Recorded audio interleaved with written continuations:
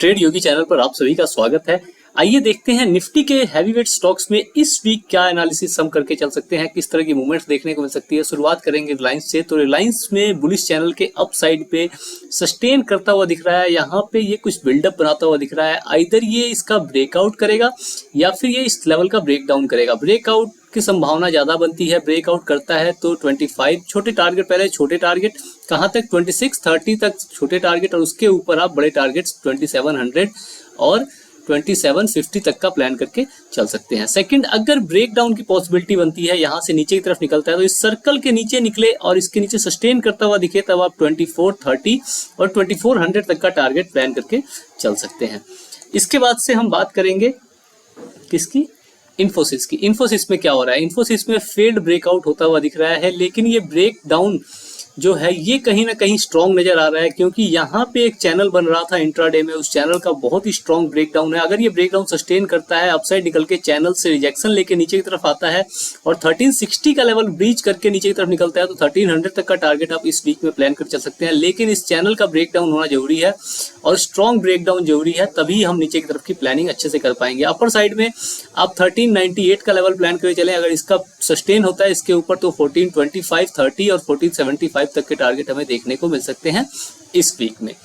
इन्फोसिस के बाद हम बात करेंगे किसकी, एल&टी की। एल&टी इतना फंडामेंटल्स इतने स्ट्रांग होने के बावजूद इसमें जो फॉल हुई है, ये फॉल कहीं ना कहीं सस्टेन करती हुई नजर आ रही है। लेकिन आप ध्यान से देखेंगे तो इसमें जो एम पैटर्न का फॉर्मेशन की हमने बात की थी, या ट्विजर टॉप कहें, उसका कहीं ना कहीं फेलियर, इसकी जो नेक लाइन थी इसका फेलियर होता हुआ नजर आ रहा है।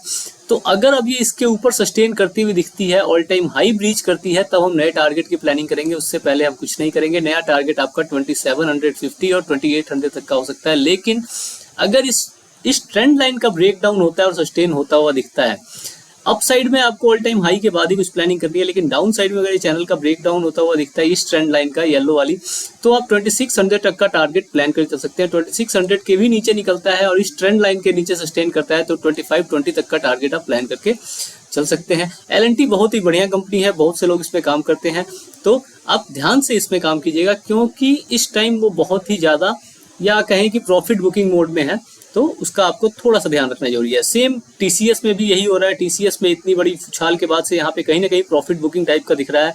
तो इस प्रॉफिट बुकिंग को आप कैसे मैनेज करेंगे, इस प्रॉफिट बुकिंग को मैनेज करने के लिए आप यहाँ पे एक चैनल टाइप का, ये देखिए दोनों लाइन मिला के एक चैनल बन रहा है।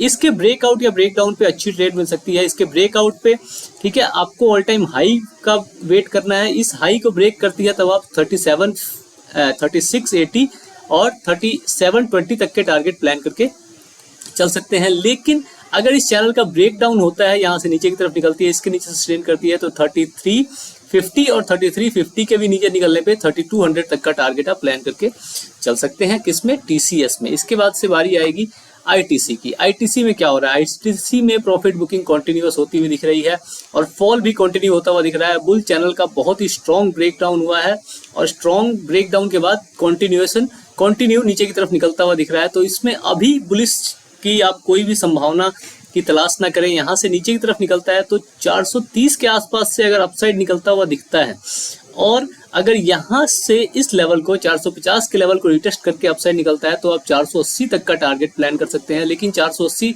तक ये जाएगा या ये यहीं से चला जाए, ठीक है। यहाँ से दूसरी पॉसिबिलिटी की मैं बात कर लूँ, या तो यहीं से ये अपसाइड निकलता हुआ नजर आएगा और इस ट्रेंड लाइन के पास जाके फिर फॉल अगर कंटिन्यू करता है तो बड़ी अच्छी फॉल हमें देखने को मिल सकती है।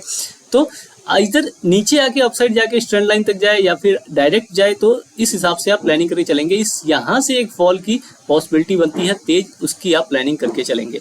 तो निफ्टी के इन स्टॉक्स से निफ्टी के अंदर मूवमेंट बहुत होती है, तो इसका आप इस वीक में ध्यान रखेंगे और इनके हिसाब से आप निफ्टी के अंदर कोई भी प्लानिंग, अगर आप ऑप्शंस में ट्रेड करते हैं या फ्यूचर्स में ट्रेड करते हैं, तो इनके ऊपर नजर बना के रखिएगा और इसके हिसाब से आप अपना निफ्टी के अंदर ट्रेड प्लान कर सकते हैं। अभी के लिए इतना ही, फिर आपसे मिलते हैं अगली वीडियो में। धन्यवाद।